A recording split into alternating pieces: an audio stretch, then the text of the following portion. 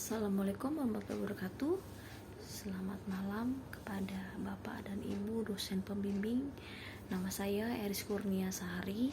Saya komunikasi di kelas 201. Nomor induk mahasiswa saya 22050101151. Pada kesempatan kali ini izinkan saya untuk menjawab soal ujian akhir UAS saya dalam mata kuliah Teori Komunikasi Digital. Baik, untuk yang soal pertama mengenai teori manajemen krisis isu dan citra reputasi. Teori manajemen krisis yaitu penekanan pada upaya melindungi publik dan stakeholder dari kerugian dan kerusakan daripada kerugian melindungi reputasi organisasi. Menjamin keselamatan dan keamanan publik dan stakeholder adalah prioritas utama dalam menghadapi situasi krisis. Selanjutnya, maka akan dapat membangun atribusi positif dari publik terhadap reputasi organisasi. Prioritas utamanya adalah publik, bukan organisasi. Untuk menghadapi krisis bagi organisasi dibutuhkan adalah reputasi. Nah, reputasi sama dengan menjaga nama baik, menjaga harumnya, dan menjaga integritas, kompetensi, dan karakter yang dibutuhkan. Teori persuasi dan produksi pesan.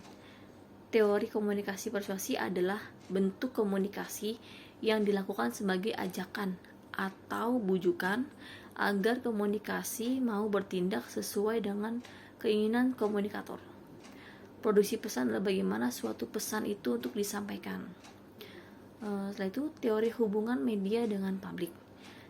Seperti contohnya teori agenda setting, teori use and gratification, dan teori media determinisme. Satu lagi teori ketergantungan pada media. Teori manajemen krisis isu dan reputasi itu contohnya adalah yang pada saat ini terkenal dalam kasus bakso Afung. Yang kita sudah ketahui ya, bakso Afung itu adalah menjadi viral. Kenapa? Karena salah satu selebgram yang makan di bakso Afung dengan membawa kerupuk babi dari luar. Seperti itu adalah contoh hal yang dipublikasikan kepada khalayak, yang mana bakso Afung itu adalah produk yang halal, tetapi si selebgram ini makan dengan membawa produk yang bukan halal, sehingga terjadilah kecemasan kepada khalayak mengenai alat-alat makan yang sudah dipergunakan oleh si selebgram tersebut. Maka aksi yang dilakukan oleh seorang selebgram itu adalah hal yang membuat resah para khalayak ramai ya. Jadi untuk menjaga nama baik si bakso Afung tersebut, akhirnya si bakso Afung itu menghancurkan alat-alat makannya, bahwa untuk meyakinkan kepada khalayak untuk semua produk alat makan yang ada di bakso Afung itu sudah bersih dan sudah higienis. Tindakan seorang si selebgram tersebut sangat merugikan kepada organisasi, yaitu si bakso Afung tersebut. Tindakan yang harus dilakukan oleh si selebgram adalah meminta maaf kepada bakso Afung dan meminta maaf kepada khalayak ramai bahwa tindakan yang dilakukan itu adalah salah, dan meyakinkan bahwa bakso Afung itu memang benar-benar halal tanpa ada untuk terkontaminasi dengan hal-hal yang berbau tidak dihalalkan. Teori media determinisme.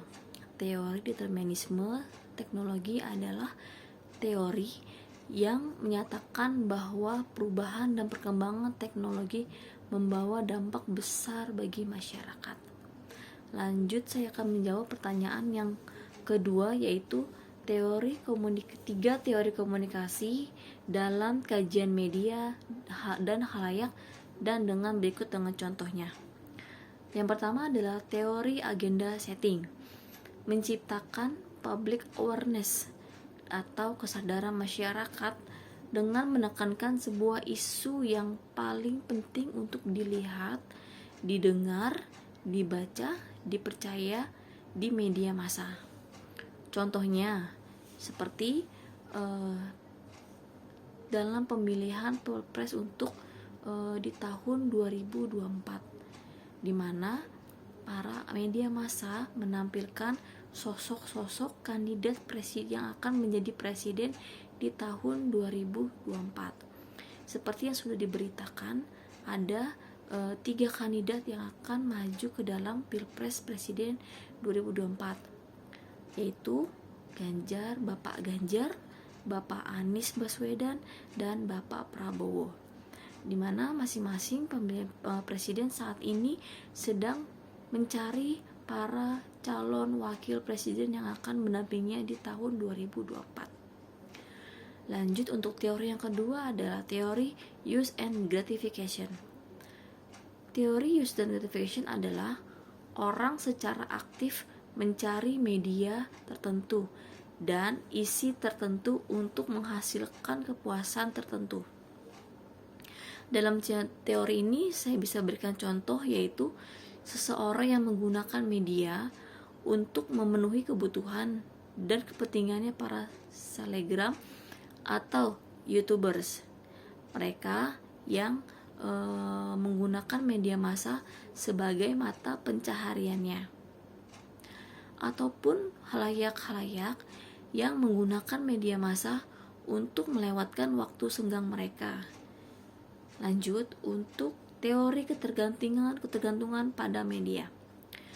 Teori ketergantungan pada media yaitu dalam masyarakat kapitalis modern ditujukan oleh sistem media komersil, yaitu hubungannya dengan sistem ekonomi politik. Nah, hubungan ini bersifat relatif simetris. Artinya, kelangsungan dan kesejahteraan sistem media sama-sama bergantung pada sumber ekonomi dan sistem politik. Dalam teori ini, saya bisa memberikan contoh seperti promosi presiden menjelang pemilihan umum.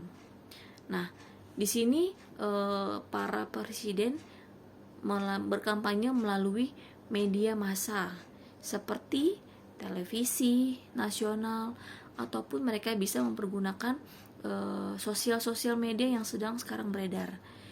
Sangat mudah ya untuk mereka bisa mempromosikan calon-calon presiden di tahun 2024. Lalu lanjut kita untuk di pertanyaan yang ke nomor 3. Teori ekologi media Marshall MC Luhan.